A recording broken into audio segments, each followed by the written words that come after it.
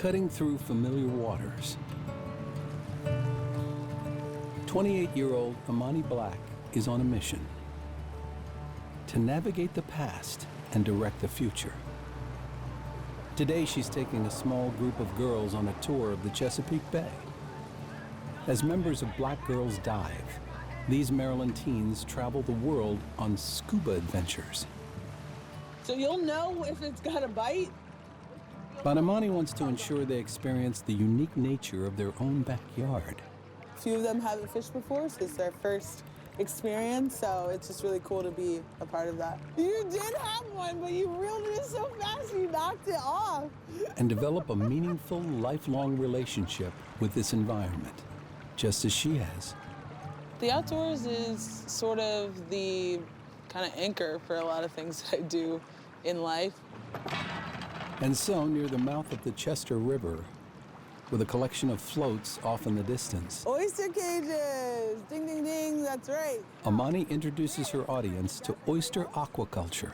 There's hatchery, nursery, and farm. So when you think about oyster farming, think about babies, teenagers, adults. Does that make sense? Talking about sustainability and the importance of this keystone species to the Chesapeake watershed.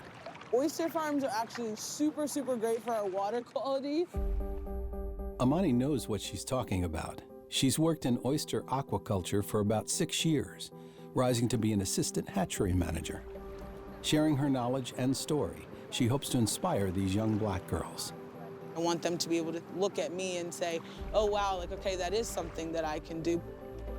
In a way, it's like me kind of giving back to my younger self and like the things that I needed when I was younger. At the outset of her aquaculture career, Imani enjoyed the work, but she often felt isolated.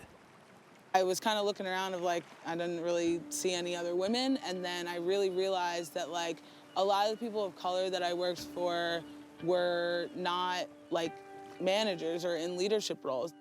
As a former Division I athlete, she was accustomed to working hard to achieve her goals, and she often stood out on the lacrosse field, but not just for her performance.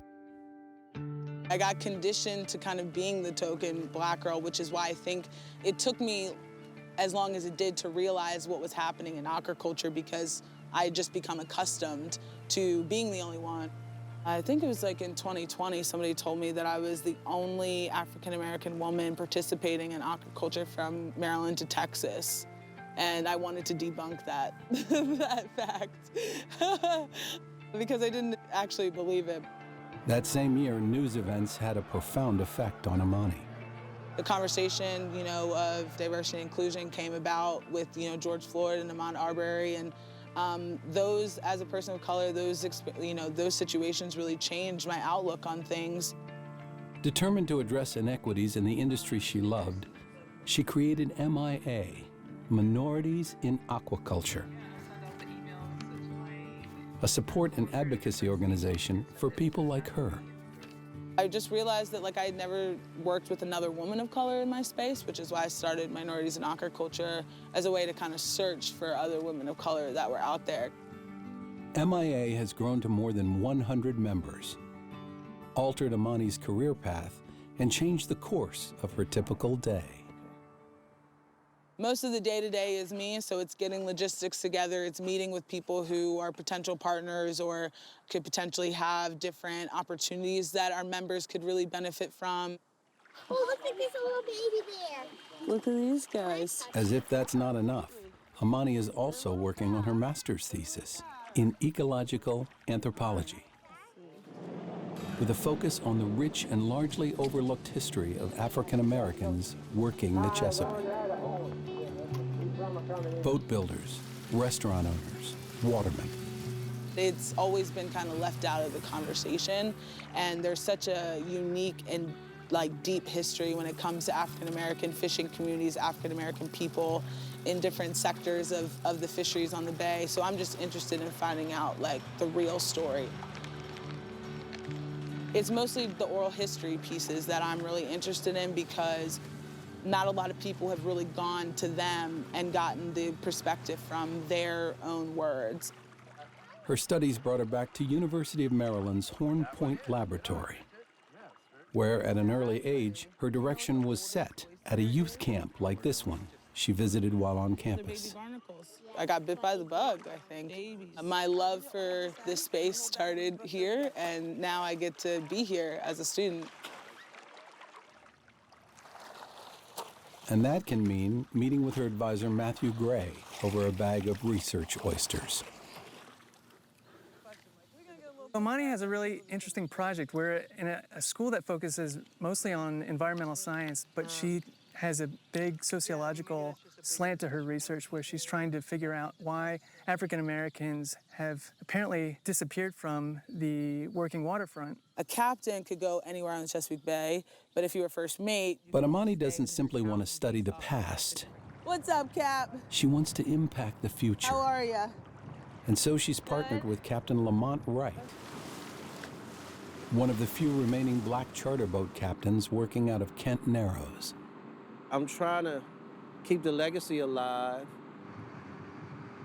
If somebody don't do something quick, we're gonna lose all of this. You know, there'll be no more black captains, and that's a history. Together with Chesapeake cultural historian Admiral Vince Leggett, they created Minorities on Course, a program to help African Americans obtain their charter boat captain's license. You need your fishing guide license, you need your radio license, all of this stuff you gotta go to school for and obtain these licenses before you can physically, actually charge somebody to go fishing. You want a giant rockfish. Aboard today's cruise, a group of administrators from Chesapeake College interested in fishing, cultural history, and learning more about how their students may benefit from the program. What would be the best way to get them connected with you or Captain Wright? That's important. Also aboard, one of the first minority on-course participants. Charting and plotting is something that you gotta really focus on. Captain Wright had been generously paying for students' sea time out of his own pocket. He even offered Imani support getting her license. But she saw a bigger purpose and raised funds to pay for the program. Get minorities back on the water, having a relationship with the water, but also kind of considering being a boat captain or any marine occupation. I'm so proud of her being a black female wanting to do this. She is awesome. She's awesome. Minorities in Aquaculture, Minorities on Course, researching cultural histories, mere building blocks for all she hopes to achieve in the future.